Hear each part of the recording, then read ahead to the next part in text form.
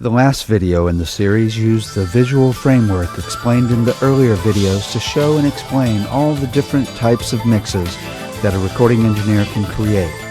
Particularly, it shows the traditions that have developed over the years for mixing different styles of music.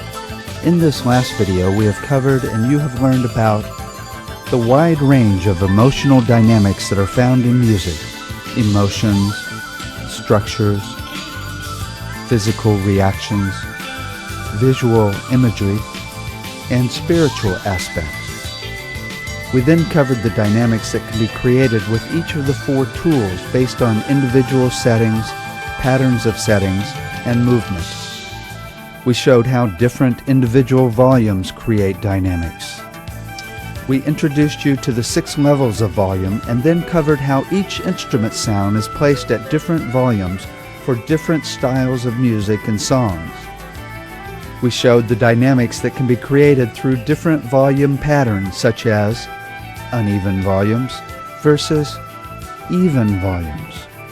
And we showed the dynamics created by moving volume faders in a mix. We then went through different EQ dynamics created by EQing individual sounds. We then covered the more intense dynamic created by the overall EQ, or EQ patterns. We then discussed the intense dynamic of changing EQ during a mix. Next, we looked at the different traditions in panning different styles of music and the traditions for panning particular instrument sounds. We then covered the dynamics created by overall panning patterns, such as symmetrical mixes and asymmetrical mixes.